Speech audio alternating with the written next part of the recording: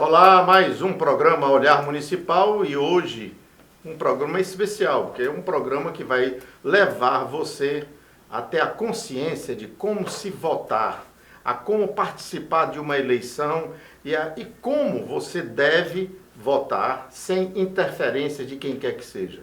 Conosco, aqui no nosso programa hoje, nos dando a honra, Dr. Djalma Pinto, e também no lugar do Fábio. Fábio hoje amanheceu aí meio borocochô, e no lugar dele veio o nosso companheiro e componente do nosso grupo, né, daqui do Olhar Municipal, que faz parte da nossa tropa, né, de jornalistas, Álvaro Lins. Álvaro. Boa tarde a você, telespectador. Boa tarde, Dr. Djalma. Um prazer recebê-lo aqui.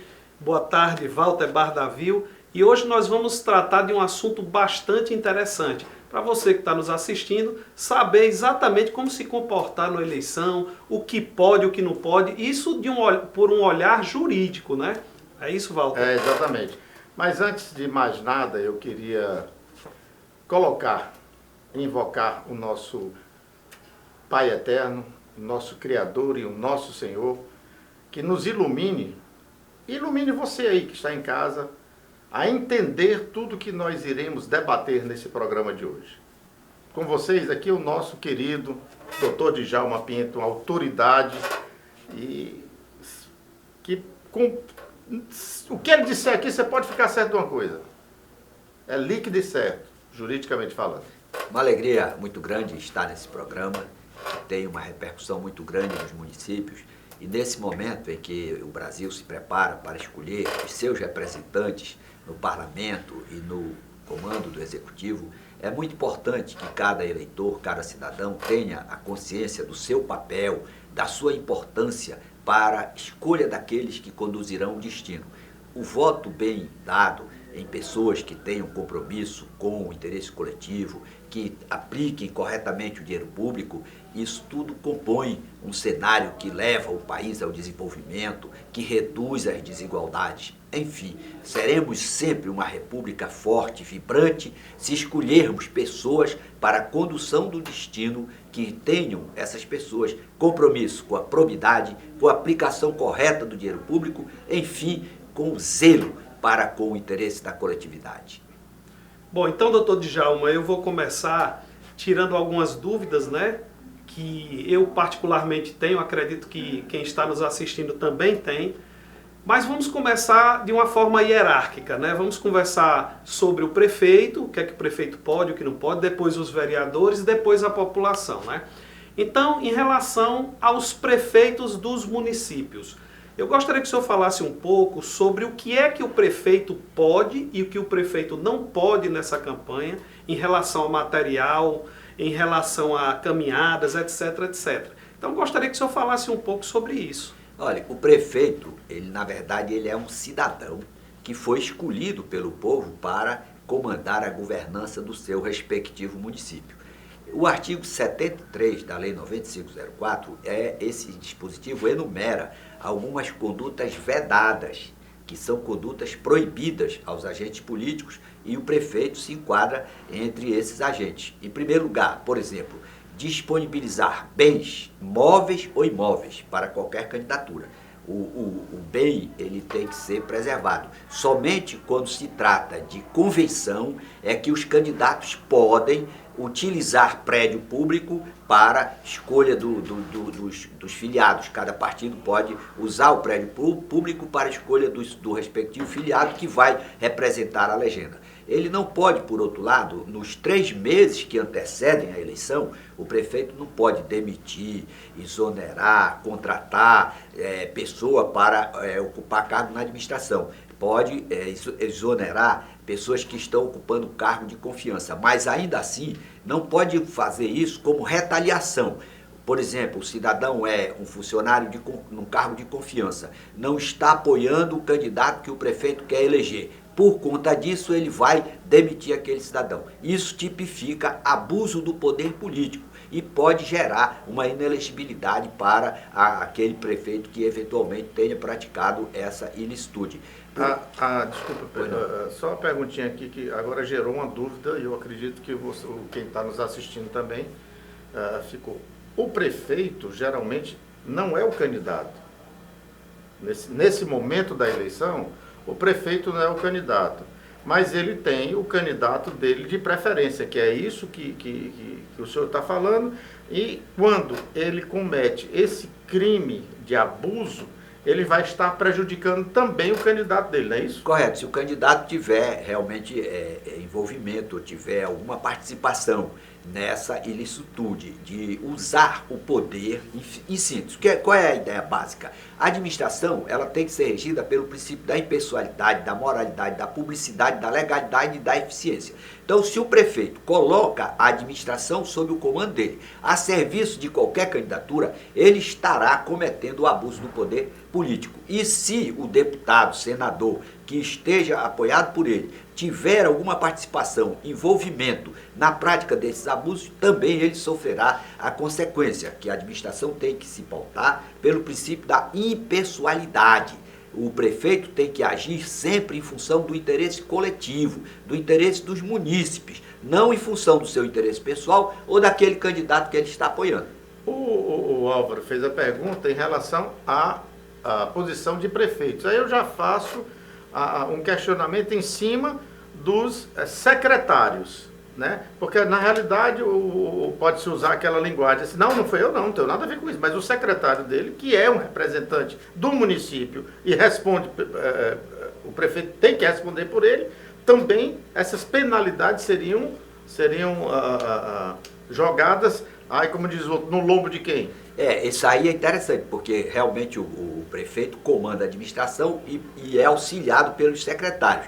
Se o secretário usar a máquina em função e para proveito de uma candidatura e tiver o aval, a conivência do prefeito, evidentemente todos os envolvidos devem ser citados no processo de investigação judicial e devem ser penalizados. É evidente que o prefeito tem que, como responsável pela administração, ele tem que ter um controle sobre a governança delegada aos seus respectivos secretários. Mas, realmente, quem for promover a ação tem que mandar citar o secretário e o prefeito vai ter que provar que não tinha nenhuma participação ou não deu aval para que o município fosse colocado à disposição de candidaturas. A questão é muito simples, Walter. Os candidatos, eles estão competindo, eles estão num processo de uma concorrência, como se fosse uma disputa, um certame. E não pode haver o privilégio de um candidato ser favorecido com o uso da máquina, porque isso desequilibra a igualdade na disputa, compromete a normalidade da eleição. A eleição tem que ser justa, tem que ser limpa, tem que ser transparente. Para que a eleição seja justa, é preciso que a igualdade na disputa seja preservada.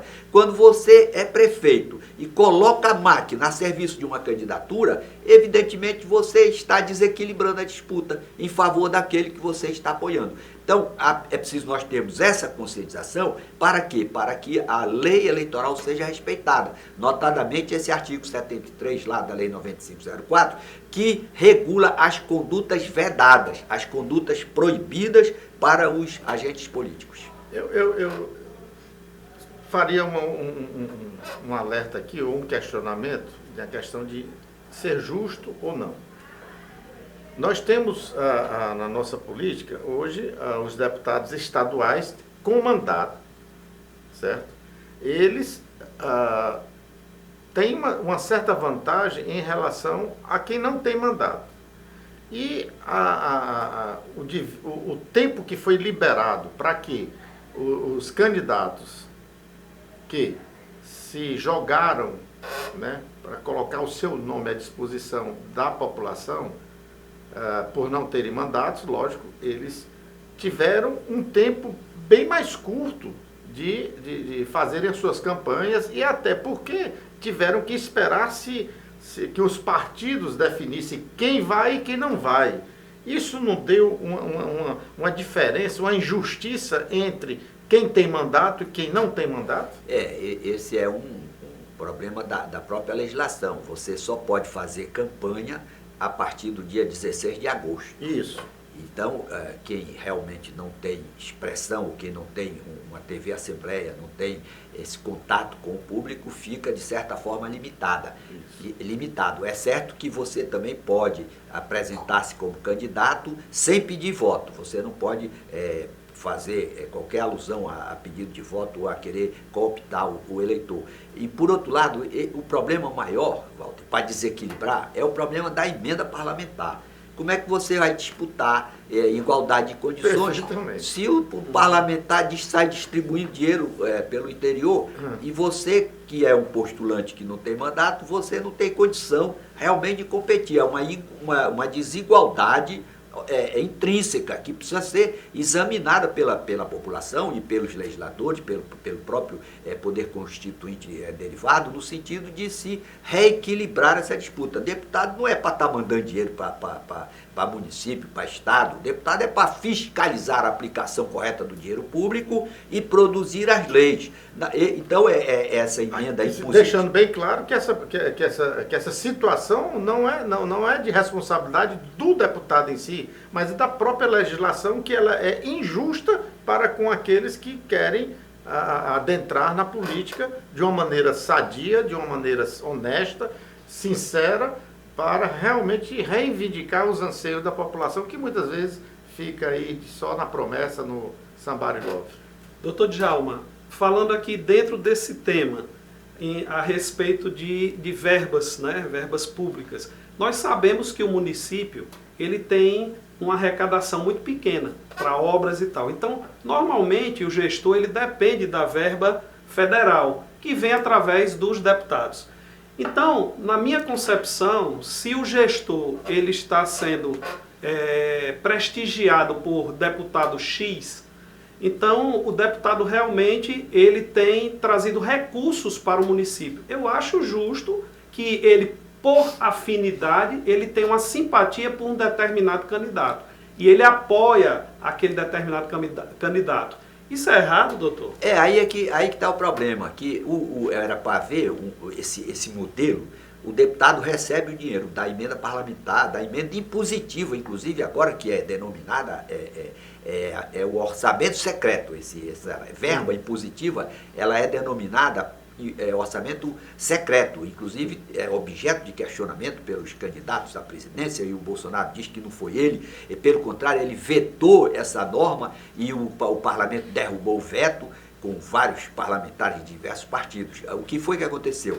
O deputado assumiu um protagonismo em relação à governança, à distribuição do recurso público. Claro que se ele repassa verba para o município e o prefeito vai aplicar aquele dinheiro, o prefeito vai, obviamente, votar naquele, não por ele ser, talvez, a pessoa ideal para a coletividade, mas porque ele repassou aquele dinheiro. Aí cai, Walter, nessa questão que você coloca. Exato. Como é que você vai disputar uma eleição com aquele cidadão que repassou uma quantia... Um prefeito que já está comprometido, né, com aquele eu diria até talvez prestigiado, porque existem situações e situações, né? Sim, então, mas o normal, Álvaro, que a gente está discutindo aqui, que e a população sabe, eu acho que nós temos que ser sinceros naquilo que nós repassamos. Nós sabemos que tem verbas que são verbas, como se diz o outro, com assinatura, né, para campanhas. Né? Quando o cara, por exemplo, disponibiliza para um município R$1 milhão de reais para determinada função, saneamento, educação, saúde, ele já libera, mas diz o prefeito, mas eu quero que você me apoie na campanha. Quer dizer, isso é uma verdade que todos mundo sabemos, nós não podemos tapar o sol com a peneira. E isso tem que ser modificado de uma forma mais clara, né? Tá entendendo? Que você, por exemplo, possa usar nomes que fazem esse trabalho de formiguinha, de atender às necessidades da população do seu bairro, mas não tem a menor condição de disputar com tamanha verba que existe por aí, com deputados federais mandam verba para o município e ele já amarra aí. É por isso que tem aquela história, né, doutor? o município é do deputado fulano de tal, é do ciclano. Agora, o governador é que manda nos prefeitos tais e tais, e aí fica difícil. Essa disputa aí na imprensa você vê. Eu acho que isso, Walter, isso já é, como o doutor falou, já é uma questão do sistema. O sistema que tem que mudar. Porque, na verdade, o prefeito ele recebe a verba do deputado e ele tem que prestigiar aquele deputado que está mandando verba. Eu não estou querendo discordar, eu estou querendo mostrar como o jogo não é legal. Eu jogo com 5 homens e você com 11. Tem que mudar. Como é que eu vou ganhar? E tem outro problema que precisa também ser levantado para a população. Quem fiscaliza essa verba que é repassada? Aí, por exemplo, se pegar um prefeito que seja comprometido com a probidade, com a boa aplicação do dinheiro público, beleza, tudo bem. Mas se o prefeito desviar uma parte do dinheiro para, por exemplo, comprar voto, essa é uma chaga do processo eleitoral. Então, o Tribunal de Contas do Estado, o Tribunal de Contas da União, quem fiscaliza essa verba? E seria urgente que, no ano eleitoral, esses tribunais de contas... Aí vem a velha pergunta, quem nomeia os representantes do Tribunal de Contas? É complicado. Isso é um problema estrutural da administração pública brasileira que precisa ser enfrentado, esse problema, através de parlamentares novos, principalmente essa nova geração de políticos do Brasil, encarar o problema sempre com a ótica da impessoalidade. Não adianta você fazer lei ou atuar na administração pensando no seu favorecimento, no favorecimento dos seus correligionários. Aí nós vamos ter sempre um país que vai ter o princípio da impessoalidade consagrado na Constituição, mas sem efetividade. Pronto. É isso aí. Nós vamos agora para um pequeno intervalo, voltamos já já. Não saia daí não. Lembrando, o nosso programa Olhar Municipal está também no YouTube. Você busca lá Walter Bardavil e você vai encontrar todos os programas do Olhar Municipal no YouTube, Walter Bardavil. Um abraço, até mais, já voltamos. Olá, não perca, não saia daí.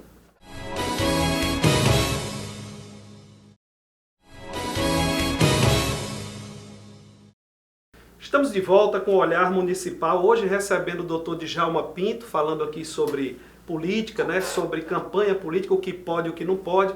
No primeiro bloco nós falamos sobre o prefeito, falamos sobre os secretários e gostaria de saber agora, doutor Djalma Pinto, sobre o que é que o vereador pode e o que é que o vereador não pode. Correto, o vereador também, ele é um cidadão que está recebeu uma delegação do povo para atuar em seu nome. Fundamentalmente para elaborar leis de interesse do município, interesse local e para fiscalizar o prefeito. Ele também não pode usar a máquina administrativa a favor de candidatura. Não pode, por exemplo, colocar funcionário do seu gabinete, funcionário que esteja no horário de serviço à disposição de candidaturas. Então ele tem as mesmas restrições como agente político do prefeito, que essas restrições estão colocadas lá no artigo 73 da Lei 9504. O que é importante? Que o vereador exerça seu mandato como cidadão, participe do processo eleitoral sem utilizar a máquina do Poder Legislativo que ele está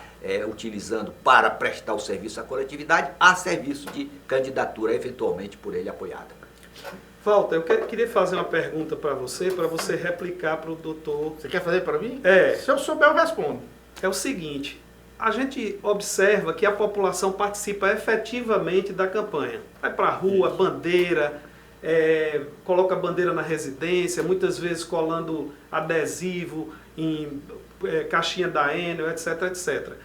Disso tudo aí, como é que você vê esse tipo de campanha e, logicamente, o doutor Djalma falando o que é que pode e o que não pode?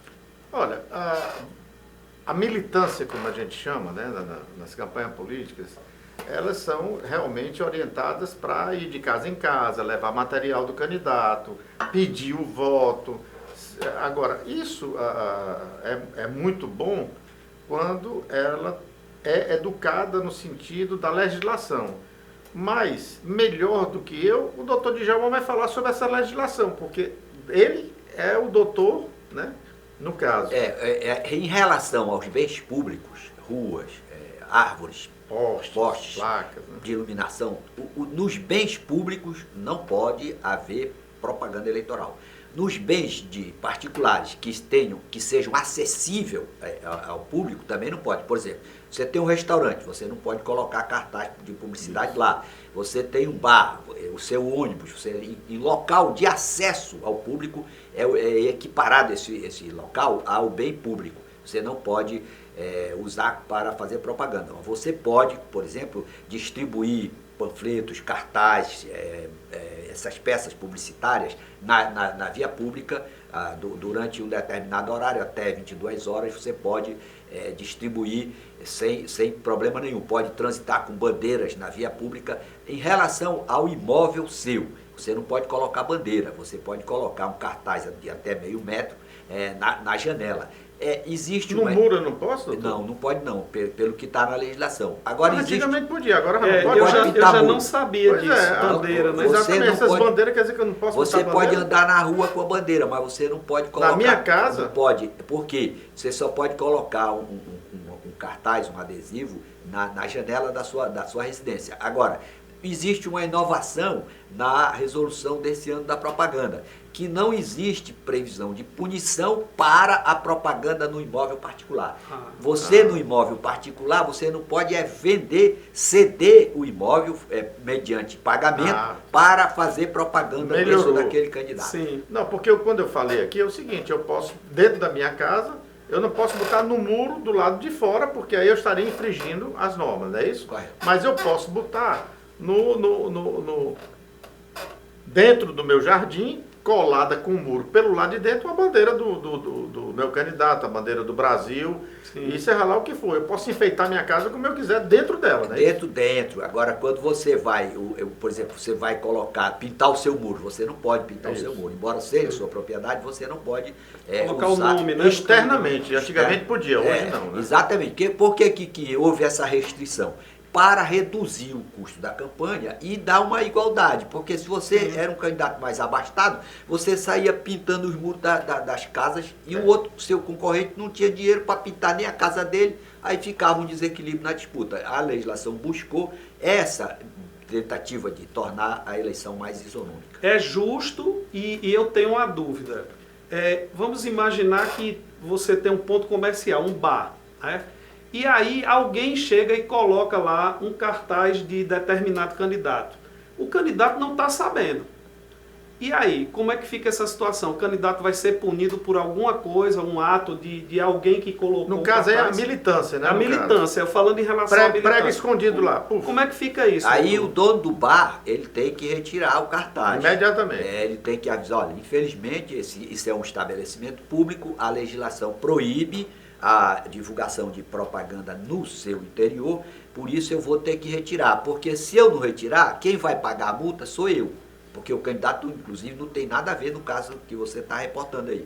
Então, quem vai ser penalizado é o dono do estabelecimento, por isso é que ele tem que ter todo cuidado para não incorrer em penalidade. Eu sou candidato, pego o meu santinho e boto lá, pertinho lá do caixa, onde se faz pagamento, o meu santinho ali, pode? Não pode, porque é o estabelecimento público, né? Ele se equipara a um bem público. Então, o gerente, o proprietário, ele tem que ter esse cuidado para evitar que seja denunciado e venha a sofrer qualquer sanção. Agora, doutor Djalma, eu vou apimentar um pouco mais essa situação. O senhor falou que quem paga a multa não é o candidato, é o dono do estabelecimento, é isso? No caso que o candidato não tem nada pela situação que você colocou. De permanência, né? O candidato não sabe. Vamos supor, o candidato está aqui em Fortaleza, o cara colocou o cartaz dele lá no município de Maranguape. Ele não tem conhecimento, é evidente que ele não pode ser penalizado. O dono do estabelecimento é que tem que ter o cuidado de zelar, porque ele tá com, embora o bem seja de propriedade dele, mas a lei equipara esse bem, porque todo mundo tem acesso, a população tem acesso a um bem público. E nesse bem público é proibida a divulgação da propaganda. Então ele tem que zelar pelo cumprimento da lei no seu estabelecimento. Você vê como esse debate, Walter, é importante, né, para as pessoas que estão assistindo. Muitos proprietários de bares ou comércios talvez não soubessem disso. Então você já está sabendo que você que tem um ponto comercial, você pode ser penalizado. Então procure fiscalizar isso, observar se alguém colar um cartaz. Você não pode deixar, porque você, comerciante, que vai ser penalizado, não é isso, Walter? É verdade. Agora eu queria aqui, uma coisa que ainda está aqui, sabe, me incomodando, é a manobra dos deputados federais em relação a verbas públicas. Como é que foi como é que o senhor vê esse jogo, tá? O presidente muda para que isso não aconteça e os deputados criam o esquema para eles, né, se auto... Né? Isso aí, antigamente, o poder era loteado. Você via que para o presidente ter apoio, ele tinha que dar o Ministério das Minas e Energia, por exemplo, para o ministro Lobão. O Lobão, o que é que o Lobão entende de Minas e Energia?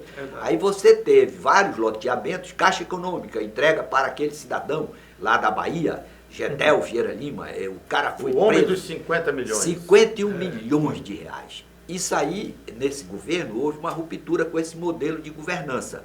A impessoalidade passou a prevalecer, escolhendo pessoas que tivessem mais competência, aptidão para aquela função. Como os partidos ficaram realmente sem acesso a esse modelo de governo, que foi que os parlamentares fizeram? Criaram a emenda impositiva, ou seja, coloca logo... Em miúdos, começa a emenda. Essa emenda é o seguinte, o deputado vai designar o dinheiro para a sua base. O Poder Executivo não pode interferir. A emenda Esse Poder Executivo que a gente está falando é o presidente da República. É o presidente da República, a Secretaria do Planejamento, etc. Não pode interferir. A verba é determinada lá no orçamento para o determinado município. Aí o presidente, inclusive, vetou essa norma e os parlamentares derrubaram o veto. Por isso é que os parlamentares se empoderaram. O deputado manda o dinheiro lá para o prefeito e o que é que mais importante que a população precisa exigir?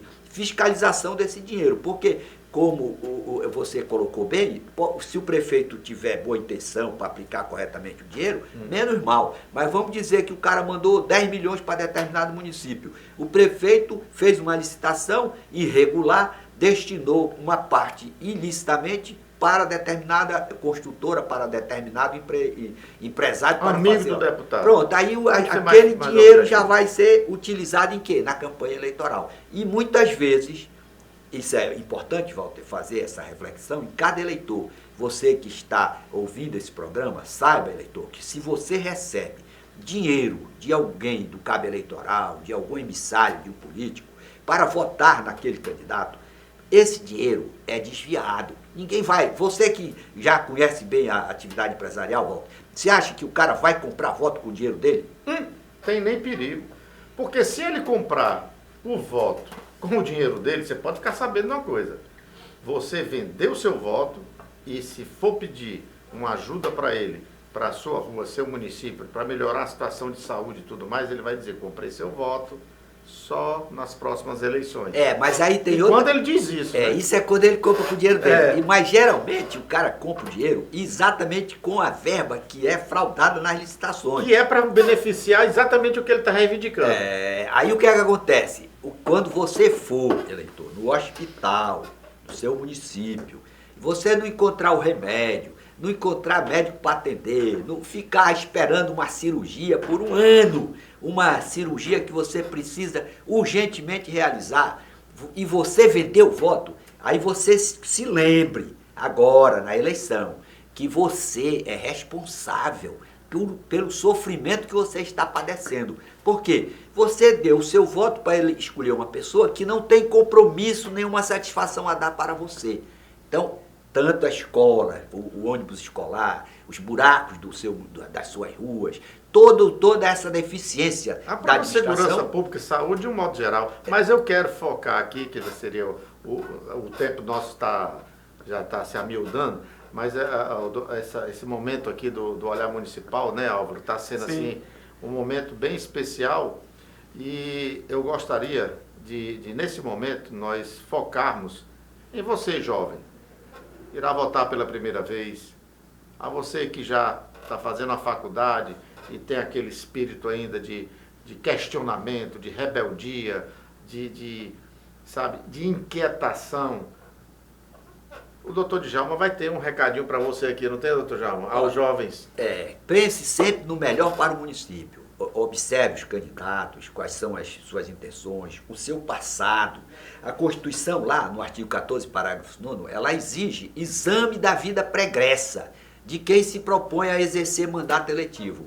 Para quê? Por que a Constituição manda examinar a vida pregressa de cada candidato? Para garantir a probidade administrativa e a moralidade durante o exercício do mandato. Ou seja, para preservar o seu dinheiro, que é todo o dinheiro do Estado, do município, da União, ele não cai do céu, nem nasce em árvore. Ele sai do bolso de você, quando você vai comprar arroz, quando você vai comprar uma garrafa de cerveja, quando você vai encher o tanque da sua moto, do seu carro. Todo esse dinheiro vai transferido em formato de tributo para o Estado, para a União e para o município. Então, nada cai do céu. Escolha, portanto, quem tem compromisso com o bem comum, com a causa de interesse coletivo. Aí volta, por outro lado, eu quero só aproveitar aqui, que nós estamos falando para os municípios, o seguinte, o município ele é responsável pela escola do primeiro grau, do ensino fundamental. Essa escola do ensino fundamental, ela é básica. Toda a prosperidade de uma nação reside na capacidade do Estado, do município, no caso do Brasil, do município, de educar bem as crianças para que elas sejam encaminhadas e possam disputar um lugar promissor no mercado. Então, eu gostaria de deixar para os diretores, primeiro, você é um prefeito, você é um candidato a prefeito, você vai disputar o mandato de prefeito, você tem que colocar na sua cabeça o seguinte, você tem que escolher para compor o seu secretariado as melhores pessoas para aqueles cargos. Se você é empresário, por exemplo, você não vai colocar na sua contabilidade quem não entende de contabilidade. Para você colocar uma pessoa na Secretaria de Educação, você tem que escolher uma pessoa que seja vocacionada para transmitir saber e valores. Nós temos que compreender que educação, você professor, você diretora da escola, você prefeito, educação é transmissão de saber e de valores. Não só de saber, porque o cara pode ser o cara mais competente, como advogado, como engenheiro, como médico, mas não pode ver dinheiro público, que já quer ficar com dinheiro público. Então ele tem saber, mas ele não foi educado para assimilar valores. Quais são os valores, Walter, que nós precisamos propagar em cada município? 3 valores. Justiça como virtude. Você que é jovem, pense sempre assim, se coloque no lugar do seu amigo e para saber que você vai fazer alguma coisa contra ele que você não gostaria que ele fizesse com você. Então não faça com o outro aquilo que você não quer que alguém faça com você. Primeiro valor que cada professora, cada diretora de escola tem que fazer com que seja assimilado do seu município. Segundo valor, a virtude. A solidariedade, a solidariedade como virtude. Se coloque no lugar do outro para sentir a sua dor. Saiba que você vai passar, nós vamos passar daqui a 100 anos, nenhum de nós estará mais aqui, nós não sabemos nem onde é que nós vamos parar, mas uma coisa é certa, tudo é efêmero. Então você tem que cultivar essa ideia da solidariedade, de se colocar no lugar do outro para sentir a sua dor. E o último valor, Val, respeito ao dinheiro público. Nenhum país progride se não tiver conscientizado para cada indivíduo, para cada cidadão, essa necessidade de respeitar o dinheiro público. Doutor Djalma, o senhor falou aí a questão estamos falando sobre jovens, né? E falou também a questão de valorizar a competência, né? Nós falamos isso aqui em outro programa, exatamente para que o prefeito não indique as pessoas apenas por uma questão de compromisso político, e sim por competência, né? Que foi exatamente o que o presidente da República fez. Ele botou pessoas competentes para administrar o país juntamente com ele. Ninguém é dono de tudo, ninguém é sábio o suficiente para entender de todos. Primeiro, nós não somos Deus, né? Quem tem a onisciência de tudo é Deus, a onipresença e o poder é Ele. Então nós não somos Deus, mas nós somos imagem e semelhança dele. E para isso é que você tem que pensar 2 vezes. E se você está na dúvida, pergunte ao mais velho, seu pai, que ele tem mais experiência do que você. Ouça. Uma coisa é certa, quando você não entende ou não consegue compreender, peça uma pessoa mais velha, sábia, que possa lhe orientar. Não é isso, doutor Djalma? Exatamente. Esse princípio que ele está cobrando aqui é o princípio da eficiência. Você tem que colocar pessoas competentes.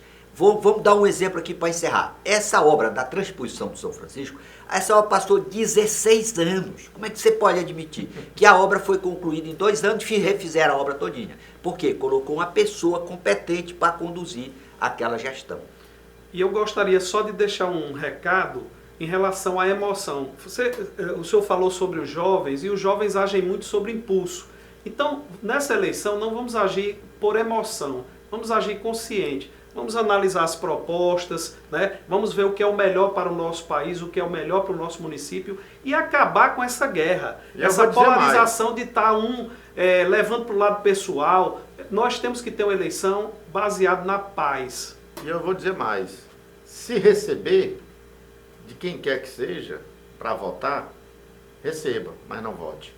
Correto. E só para concluir o que você está dizendo, você quando está envolvido na política ou no futebol, a razão ela é subjugada pela emoção. Isso. A sua paixão cega. E a pior coisa que tem é quando você está exercendo a função de julgador. Quando você vai julgar, quando você é magistrado, você tem que deixar a sua razão sobre a paixão. Você pode ter o seu candidato, mas não pode deixar que a paixão política obscureça a sua razão. O programa Olhar Municipal está chegando ao fim, infelizmente, mas segunda-feira nós estaremos de volta. Muito obrigado, que Deus nos abençoe, que Deus nos ilumine, nos dê sabedoria e discernimento para que possamos votar com consciência, como o doutor Djalma disse, como nós debatemos aqui com o Álvaro também, sem paixão, mas com razão, olhando o passado, o presente, e nós teremos uma percepção do futuro desses candidatos. Salomão já dizia, tudo é ilusão, tudo não passa de ilusão. Deus nos abençoe.